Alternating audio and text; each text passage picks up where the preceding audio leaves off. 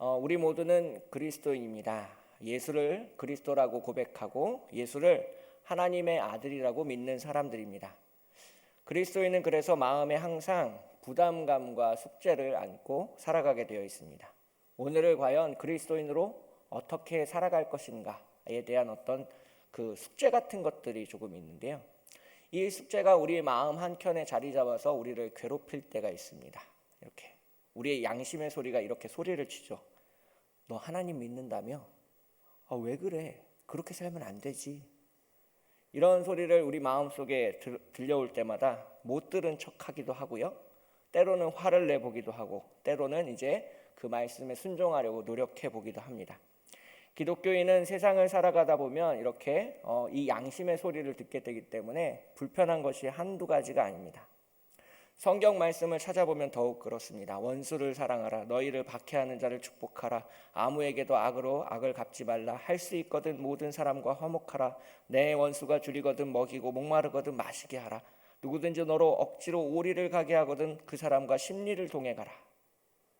네, 좋은 말들이죠. 네, 그렇게 할 수만 있으면 얼마나 좋겠습니까? 그런데 그게 어디 말처럼 그렇게 쉽게 되겠습니까? 오늘 본문을 통해서 세상 속에서 그리스도인들이 살아가는 방법 3가지에 대해서 함께 살펴보고자 합니다. 먼저 로마서 12장 전체를 한번 조망해 볼 필요가 있는데요. 이 로마서 12장은 총 3부분으로 나눠서 살펴볼 수 있습니다. 1절과 2절에서 이제 예배에 관련된 말씀을 먼저 전하고 있습니다. 너희 몸을 하나님이 기뻐하시는 거룩한 산 제물로 드리라. 이는 너희가 드릴 영적 예배니라 라고 해서 로마서 12장의 앞부분에서 이렇게 예배에 대한 부분을 먼저 강조하고 있고요. 그 다음 3절부터 13절까지는 이제 교회 안에서의 신앙생활에 대해서 말씀하고 있습니다. 교회 안에서 봉사하는 것과 교회 안에서 행해져야 되는 사랑에 대해서 이제 말씀을 전하고 있고, 오늘 우리가 읽은 14절부터 21절까지는 교회 바깥에서의 생활에 대해서 말씀하고 있습니다.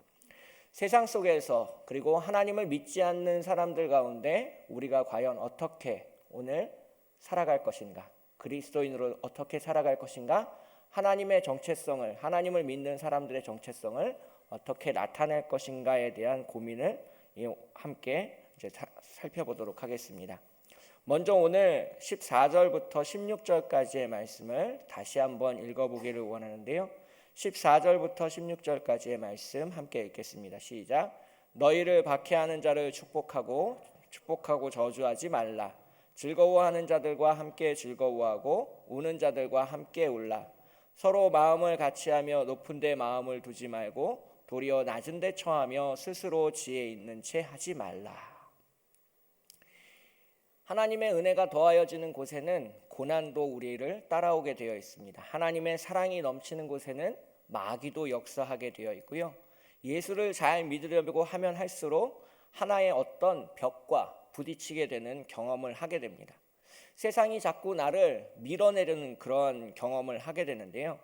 하나님을 향해서 신실하게 살아가면 살아갈수록 우리를 싫어하고 미워하는 사람들이 속속 등장하게 됩니다.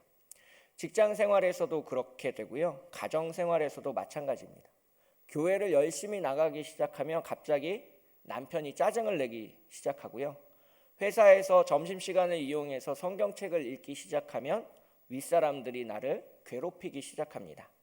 하나님을 잘 믿으면 믿을수록 이런 경험들을 하게 되어 있는데요. 이렇게 억울한 일을 당할 때, 누군가 나를 이렇게 박해하는 상황 가운데 있을 때, 하나님을 믿는다는 이유로 내가 이유 없이 고난당하는 그러한 시련의 과정 가운데 있을 때 우리는 어떻게 해야 될까? 첫 번째 원칙을 오늘 본문 14절부터 16절까지 이야기하고 있습니다. 저를 따라해 보실까요? 박해하는 사람을 저주하지 말라. 사도 바울은 먼저 우리가 우리를 박해하는 사람들을 향해서 소극적으로 사랑을 전하여 줄 것을 이야기하고 있습니다. 마음속은 그렇지 않죠. 당장이라도 화가 불일 듯 솟아나서 쫓아가고 싶은 것이 우리의 마음입니다. 하나님의 말씀은 근데 그것을 금지하고 있습니다. 내 마음속은 그렇게 말하고 있습니다. 야, 내가 만만해 보여? 너 내가 그 성질 없는 줄 알아? 당신이 직장 상사면 다야? 이런 말들을 속으로 수없이 외쳐보셨을 겁니다. 저도 그랬었습니다. 그런데 이 사도 바울은 로마서에서 박해하는 사람을 향해서 그러한 말들을 입 밖에 내지 말고 그 사람을 먼저 축복해 줄 수 있는 마음을 가지도록 이야기하고 있습니다. 이 로마서를 강의하고 있는 칼바르트 선생님은 이런 표현을 사용했는데요. 나를 박해하는 사람은 가장 어두운 불가사의함 속에 있는 타자이다라고 로마서 강해 2판에 적고 있습니다. 이 말은 멋있는데 무슨 얘기인지 잘 모르겠는 알쏭달쏭한 좀 시적인 표현입니다. 나를 박해하는 사람을 저주하지 않는다라는 것을 대충 알긴 하겠는데 이 말이 무슨 내용일까를 좀 살펴볼 필요가 있는데요. 먼저 제가 말씀드릴 때 이 저주하지 말라는 것이 원수에 대한 소극적인 사랑 표현이다라고 불렀습니다. 그리고 이것을 하려면 이 바르트가 말한 대로 우리가 생각을 좀 전환할 필요가 있는데요. 우리는 보통 나를 박해하는 사람을 갑이라고 놓고 나를 을이라고 놓고 1대1의 관계에서 문제를 생각하게 됩니다. 그래서 이 나를 박해하는 사람이 잘못했든지 아니면 피해를 보고 있는 내가 잘못했든지 우리가 세상 속에서 생각하는 것은 보통 이런 갑을 간의 수평적인 관계입니다. 그래서 이제 그 남편들한테 내가 가지고 있는 고민을 이야기하면 잘 이해해주지 못하는 경우가 굉장히 많이 있습니다. 남편 나 이제 이런 일이 바깥에서 있었어. 그러면 이제 우리 이정엽 부장님 같은 그 남자 집사님이 이렇게 얘기합니다. 그건 네가 잘못했네. 뭐 이런 대답을 듣는다든지 공감하기 어려운 그러한 상황들을 많이 만나게 되는데요. 바로 이 수평적인 관계에서 갑을을 논하기 때문에 그러한 일들이 벌어지게 됩니다. 그런데 이 박해하는 사람과 나를 맺어준 하나님의 관점에서 문제를 바라보면 조금 다르게 생각이 됩니다. 내 생각이 아니고 내 마음이 아니라 그리고 내 관점이 아니라 하나님의 눈으로 그 문제를 바라볼 때 우리는 문제를 다르게 파악할 수 있습니다. 나를 박해하는 사람을 하나님의 관점에서 바라볼 때 바르트는 이렇게 얘기하고 있습니다. 그 사람이야말로 원수가 아니라 환영받아 마땅한 하나님의 심부름꾼이다. 이게 무슨 얘기냐면요. 나를 박해하는 사람을 통해서 우리가 증명해낼 수 있다는 겁니다. 내가 정말로 하나님을 믿는 사람인지 아니면 말뿐이었던 사람인지가 증명된다는 겁니다. 나를 박해하는 사람과 똑같이 내가 행동한다면 나는 내가 그동안 입술로 고백했던 고난을 이겨내고 십자가를 품고 살아가는 사람이 아니라 그냥 내가 당하고 있는 고난이 억울한 사람일 뿐입니다. 그런데 나를 박해하고 있는 사람을 통해서 내가 그 사람을 사랑하고 축복하고 그 사람을 포용해 줄 수 있을 때 우리는 예수 그리스도의 사랑을 몸으로 실천하게 되는 것이 됩니다. 그래서 내 앞에 서 있는 그 원수, 나를 박해하는 사람을 통해서 내가 하나님의 아들이신 예수 그리스도를 닮아가는 오늘을 살고 있다는 것을 증명해내고 보여주고 내가 참된 그리스도인이라는 것을 나타낼 수 있는 하나의 시험대 위에 서게 된다는 겁니다. 하나님은 그 원수를 통해서 나를 보내셔서 내가 알 수 없는 불가사의한 신비를 나타내도록 하는 전적인 타자라고 칼바르트는 이야기하고 있습니다. 그래서 이 나를 박해하는 사람은 십자가 위에 달려 돌아가셨던 그 예수 그리스도와 나를 연결지어주는 하나의 연결고리가 되는 것입니다. 예루살렘을 올라가시면서 자신을 향해 돌을 던지는 사람들을 위해서 그리고 자신을 십자가에 못 박아 죽이기로 작정한 사람들을 위해서 십자가를 짊어지시면서 그들의 죄를 용서해달라고 말씀하셨던 그 예수 그리스도의 마음을 우리가 고난을 통해서 박해를 통해서 나를 핍박하는 사람을 통해서 이해하고 그 마음을 닮아갈 수 있게 된다는 것입니다. 내가 그를 저주하는 것이 당연한 권리인 것처럼 보이지만 그것을 포기하는 훈련을 그 사람을 통해서 하게 된다는 겁니다. 이것이 소극적인 사랑입니다. 내가 참고 내가 인내한다는 생각 그리고 내가 하나님의 말씀을 그 사람한테 보여줌으로써 그 사람이 하나님을 믿을 수 있도록 만들겠다는 그 생각마저도 포기하도록 만드는 것이 사도 바울의 권면입니다. 사도 바울은 우리에게 스스로 지혜 있는 채 하지 말라라고 권면하고 있습니다. 그리고 높은 데 마음을 두지 말라라고 말씀하고 있습니다. 적어도 나를 박해하는 사람보다는 내가 더 영적으로 더 높은 사람이야. 그리고 이 사람보다는 내가 더 하나님을 잘 믿는 사람이야 라고 말하고 싶은 그러한 영적인 교만마저도 우리가 내려놓아야 된다라는 것을 말씀하고 있습니다. 그 사람도 죄인이고요, 나도 죄인입니다. 그도 구원을 받아야 하고요, 나도 구원을 받아야 됩니다. 사도 바울은 그 사람과 나를 맺어준 하나님의 관점에서 우리가 서로 공감하고 이해하고 함께 아픔과 슬픔을 나눌 줄 알아야 된다라는 것을 말씀하고 있습니다. 그래서 15절에서 이렇게 말씀하고 있습니다. 즐거워하는 자들과 함께 즐거워하고 우는 자들과 함께 울어주라라는 것입니다. 이 즐거워하는 자들 그리고 우는 자들 속에는 나를 박해하는 사람도 포함되어 있다라는 겁니다. 그 사람이 나를 박해하고 있든지 아닌지가 중요한 게 아니라 그 사람의 처지가 어떠한지에 따라서 우리가 함께 울어주고 함께 웃어주고 함께 즐거워해 줄 수 있는 하나님의 사람 이웃이 되어야 된다는 것을 말씀하고 있는 것입니다. 그래서 우리가 그리스도인으로 세상을 살아가면서 첫 번째로 나를 박해하는 사람을 저주하지 말라는 원칙을 함께 살펴보았습니다. 그 다음으로 어떤 권면을 우리에게 주고 있는지 17절, 18절의 말씀을 함께 읽도록 하겠습니다. 17절, 18절의 말씀입니다. 시작. 아무에게도 악을 악으로 갚지 말고 모든 사람 앞에서 선한 일을 도모하라. 할 수 있거든 너희로서는 모든 사람과 더불어 화목하라. 그래서 여기서 우리에게 주어지고 있는 두 번째 권면의 말씀인데요, 저를 따라해 보실까요? 모든 사람과 더불어 화목하라. 이 우리의 정체성, 하나님을 믿는 사람들의 정체성은 다리에 비유할 수 있습니다. 육지와 섬을 이어주는 다리처럼 하나님 나라와 세상 사이에 어떤 다리를 놓아주는 사람이 바로 그리스도입니다.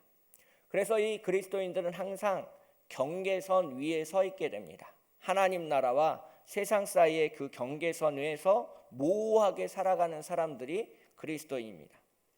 그래서 이 그리스도인은 이도 아니고 저도 아니게 느껴질 때가 많습니다. 물질적으로 풍족해서 넉넉하게 쓸 수 있는 것도 아니고요, 높은 관직에 올라서 내가 떵떵거리면서 다른 사람을 부릴 수 있는 것도 아닙니다. 그렇다고 해서 내가 영적으로 완벽해서 세상을 초월할 수 있는 그런 사람은 더더욱 아닙니다. 이 그리스도인은 그래서 세상 가운데서 갈등하게 되어 있습니다. 세상을 긍정할 것인지 아니면 부정할 것인지 고민할 때가 많습니다. 세상 속에서 뜨겁게 살아갈 것인지 아니면 세상을 차갑게 바라볼 것인지 분명하지 않습니다. 존 스토트 목사님은 우리가 세상에서 살아가면서 이 원칙을 지켜야 된다라고 이야기하고 있습니다. 두 가지를 피해야 되는데요, 그것은 세상으로부터 벗어나고 싶은 욕망을 피해야 되고요, 두 번째로는 세상 속에서 안정을 찾으려고 하는 욕망을 피해야 된다라는 것을 말씀하고 있습니다. 세상 사람들과 똑같이 돈, 명예, 권력, 힘을 추구하면서 그것 안에서 평강을 얻으려고 하면 우리의 거룩함이 훼손될 것이다 라고 말씀하고 있습니다. 그렇다고 우리가 그 거룩함, 그리스도인의 정체성을 지키기 위해서 세상을 부정하고 멀리하면 하나님의 말씀을 세상 속에 전하여 줄 수 있는 가능성, 전도의 가능성이 사라져버리게 될 것이기 때문에 그렇습니다. 그래서 우리는 사도 바울의 말씀처럼 세상과 더불어 화목할 필요가 있습니다. 이것은 세상을 긍정하고 부정하고의 문제를 뛰어넘어서 그 사람들과 화목하라는 의미를 담고 있습니다. 마태복음 5장 9절에서 예수님은 8가지 복 중에 이러한 복을 우리에게 말씀하셨습니다. 화평하게 하는 자는 복이 있나니 그들이 하나님의 아들이라 일컬음을 받을 것이며, 이 말씀을 예수님의 말씀 그대로 실천하는 것입니다. 오늘 본문 속에 등장하는 이 화목하다의 본래적인 의미를 찾아가 보면 함께 모여서 식사를 나눠 먹는 장면을 찾아볼 수 있는데요. 이제 산속에서 여러 사람들이 이제 손에 활과 창 같은 거를 들고 이제 사냥을 하게 됩니다. 어떤 사람이 이제 활을 쏴서 사슴을 맞추게 되고요. 어떤 사람은 그 사슴이 무서워서 창을 들고 도망가다가 이제 고기가 잡은 것을 알게 되는 경우도 있습니다. 세상 속에서는 이러한 일이 발생하면 그 사슴을 잡은 사람을 영웅으로 취급하고 더 많은 혜택을 주게 되어 있습니다. 그리고 도망갔던 사람은 이렇게 모여서 식사하는 자리에 초대받지도 못하고 한쪽 구석에서 이렇게 멀리 쳐다만 보는 것이 세상 속에서의 말하는 공평의 문제입니다. 그런데 오늘 본문 속에서 이 사도 바울은 그렇게 얘기하고 있지 않습니다. 모든 사람이 똑같이 고기를 나누어 먹는 것이 화목함이다라고 이야기하고 있습니다. 이것을 다시 박해받는 사람들의 문제로 되돌아와 보면 사도 바울은 우리가 먼저 화해의 제스처를 취해야 된다라는 것을 이야기하고 있습니다. 특정한 사람과만 어울려 화목하라라고 말씀하고 있지 않습니다. 모든 사람과 더불어 화목하라라고 말씀하고 있습니다. 원수를 저주하지 않는 그러한 소극적인 사랑에만 머물지 말고 그 사랑의 두 번째 단계로 넘어가라라고 이야기하고 있습니다. 그래서 선한 일을 도모하라, 모든 사람과 화목하라라고 말씀하고 있습니다. 이것을 쉽게 표현하자면 나를 박해하는 사람과 함께 식사의 자리를 마련하라는 것입니다. 선한 일을 도모하라는 것은 계획하라는 의미를 담고 있습니다. 저주하지 않는 그러한 소극적인 사랑에서 머물지 말고 먼저 손을 내밀어주고 먼저 화목하기 위한 어떤 그 계기와 발판을 마련하라는 의미를 담고 있습니다. 하나님께서 우리를 구원해 주시기 위해서 먼저 손을 내미셨듯이 우리도 이웃에게 그리고 나를 미워하는 사람에게 우리의 원수에게 먼저 화해의 제스처를 내보여 주라라는 것을 말씀하고 있는 것입니다. 그렇지만 이것이 결코 쉬운 일은 아니다라는 것을 사도 바울도 알고 있었습니다. 18절의 앞부분을 보시면 할 수 있거든 너희로서는 모든 사람과 더불어 화목하라라고 말씀하고 있습니다. 내가 하려고 해도 나를 박해하는 사람이 받아주지 않으면 그것이 이렇게 이루어지지 않을 수도 있다라는 것을 이야기하고 있는 겁니다. 나는 온유한 마음으로 이렇게 접근해 보려고 해도 그 사람이 나를 온전히 믿지 못하기 때문에 그렇습니다. 하나님을 믿지 않는 사람들의 특징은 다른 사람을 향한 불신이 매우 강합니다. 그리고 그것은 반대로 그 사람들이 여태껏 수많은 사람들을 속여왔다는 증거가 되기도 합니다. 내가 화해의 제스처를 취해도 그는 그것을 의심하고 받아주지 않을 것입니다. 그러면 그것은 우리가 어찌 해볼 도리는 없다는 것을 의미하고 있습니다. 사랑을 주지만 사랑을 받을 준비가 되어 있지 않다면 그 사랑이 역사할 수 있는 힘이 크지 않다는 것입니다. 그래서 할 수만 있으면 모든 사람들과 더불어 화목한 그리고 먼저 손을 내밀어 줄 수 있는 광진교회 성도 여러분 되시기를 주님의 이름으로 축복하겠습니다. 그리스도인으로서 어떻게 살아가는가에 대해서 우리가 지금 함께 살펴보고 있습니다. 첫 번째는 소극적인 사랑에 대해서 이야기했습니다. 그래서 나를 박해하는 사람을 저주하지 말라는 첫 번째 메시지를 전해드렸고요. 두 번째로는 모든 사람과 더불어 화목하라라는 말씀을 드렸습니다. 이제 오늘 본문 속에서 세 번째 원칙을 함께 살펴보기를 원하는데요. 19절부터 마지막 21절까지의 말씀을 함께 읽도록 하겠습니다. 19절부터 함께 읽겠습니다. 시작. 내 사랑하는 자들아 너희가 친히 원수를 갚지 말고 하나님의 진노하심에 맡기라. 기록되었으되 원수 갚는 것이 내게 있으니 내가 갚으리라고 주께서 말씀하시니라. 내 원수가 줄이거든 먹이고 목마르거든 마시게 하라. 그리함으로 내가 숯불을 내 머리에 쌓아 놓으리라. 악에게 지지 말고 선으로 알을 이기라. 마지막 세 번째입니다. 저를 따라해 보실까요? 원수를 먹이고 마시게 하라. 한 번 더 따라해 볼까요? 원수를 먹이고 마시게 하라. 지금 따라하시면서도 여러분들이 어떤 마음으로 따라하고 계실지 잘 이해됩니다. 원수가 줄이거든 먹이고 목마르거든 마시게 하라. 에이, 말이 돼요, 하나님? 에이. 그런데 세상 속에서 살아가는 마지막 방법으로 사도 바울은 우리에게 적극적으로 사랑을 실천하라라고 이야기하고 있습니다. 다른 사람을 저주하지 않는 건 그래도 좀 쉬운 일입니다. 내 마음만 다스리면 되기 때문에 그렇습니다. 그 사람 때문에 속이 부글부글 끓고 화가 나지만 그래도 참아볼 수는 있습니다. 두 번째 원칙까지는 우리가 어찌어찌 해볼 수 있습니다. 그래, 아무 일 없었던 듯이 한번 지내보면 되는 거지 뭐, 이러면서 먼저 화해의 손길을 내밀고 그 사람이 받아주든 받아주지 않든 아무 일 없었던 것처럼 평화롭게 지낼 수는 있습니다. 그런데 그 원수가, 나를 박해했던 사람이 나를 찾아와서 도움을 요청했을 때 굉장히 난감합니다. 날 그렇게 힘들게 할 땐 언제고 지금 찾아와서 나를 도와달라고 말하면 내가 어떻게 해야 될지 정말 자신 없습니다. 나를 박해하는 사람을 위해서, 나를 미워하는 사람을 위해서, 내가 미워하는 그 사람을 위해서 내가 손해를 입어야 된다면, 내가 그 사람 때문에 야근을 해야 된다면, 내가 그 사람 때문에 내 월급의 일부를 받지 못하게 된다면 어떻게 되겠습니까? 이건 분명히 다른 이야기입니다. 우리가 좋아하는 사람을 위해서도 뭔가를 나눠줄 때는 고민하게 마련인데요, 나를 미워하는 사람을 위해서는 오죽하겠습니까? 저희 집에 이제 3명의 자녀가 있거든요. 큰애가 이제 11살이고 둘째가 8살이고 막내가 이제 6살인데 제가 항상 그 아이들을 시험합니다. 이제 먹을 걸 먹고 있으면 하나만 줘. 아빠 하나만 줘라. 이렇게 얘기합니다. 그러면 이제 그 첫째는 잘 주고요. 둘째는 딸인데 절대 안 줍니다. 아빠가 사 먹어. 이거 내 거야. 이럽니다. 그리고 막내는요, 그날 기분에 따라서 다릅니다. 그래서 아빠가 좀 자기한테 잘해줬다라고 싶으면 이렇게 선뜻 주고요.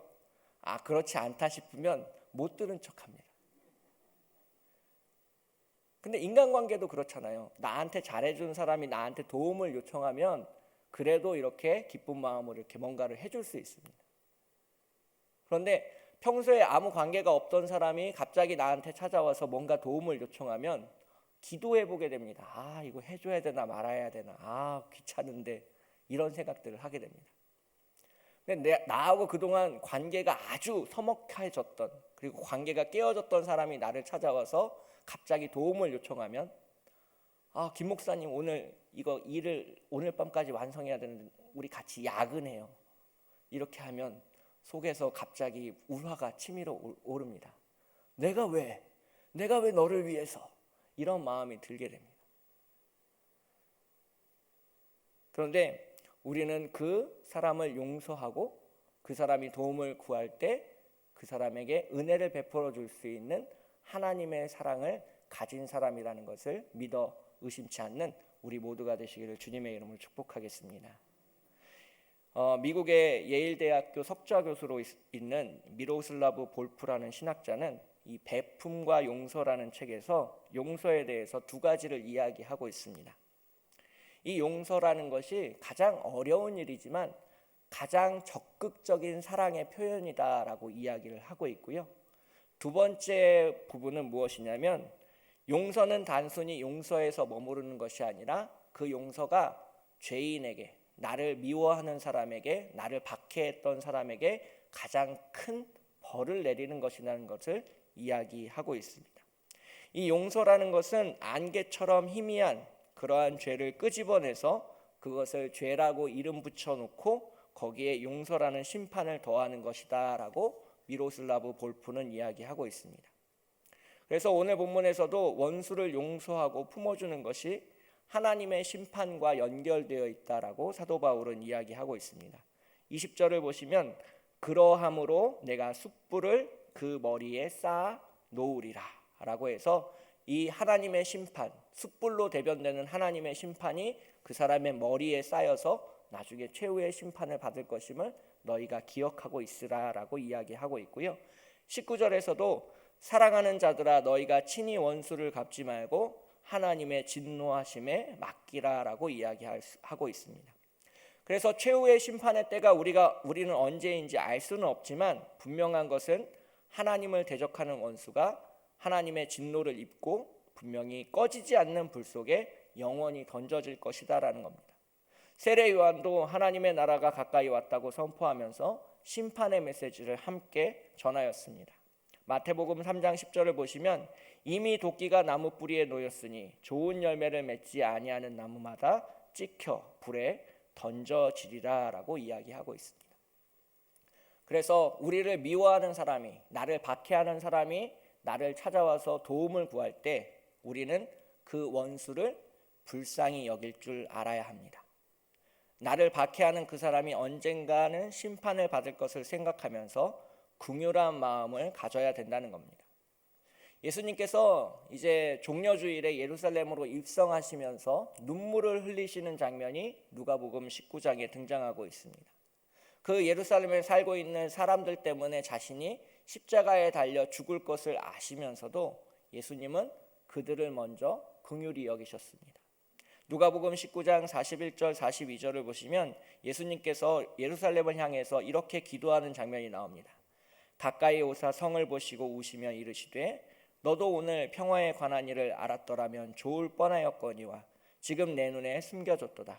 날이 이를지라 내 원수들이 토둔을 쌓고 너를 둘러 사면으로 가두고 또 너와 및 그 가운데 있는 내 자식들을 땅에 메어치며 돌 하나도 돌 위에 남기지 아니할 것이다 라고 이제 이 예루살렘의 미래를 예언하면서 안타까워하는 장면이 있습니다. 즉 자신은 십자가에 달아 죽이기로 작정한 예루살렘 사람들을 위해서 불쌍히 여기고 그들을 위해서 기도하는 예수님의 마음을 우리는 엿볼 수 있다는 겁니다. 그래서 우리가 그 원수들을 긍휼히 여길 때 원수를 도와줄 수 있습니다. 원수가 얼마나 다급하면 나를 찾아와서 도움을 청하겠습니까? 목이 얼마나 마르면 마르다라고 말하고 배고프다고 찾아왔겠습니까? 나를 박해하고 나를 미워하는 사람이라고 할지라도 우리는 이웃에 대한 긍휼의 마음을 저버려서는 안 될 것입니다. 예수님은 나를 위하여 십자가를 지셨지만 그 사람을 위해서도 십자가를 지셨다는 것을 꼭 기억하시길 부탁드리겠습니다. 오늘 본문을 통해서 그리스도인이 어떻게 세상 속에서 살 것인지에 대해서 세 가지를 살펴보았습니다.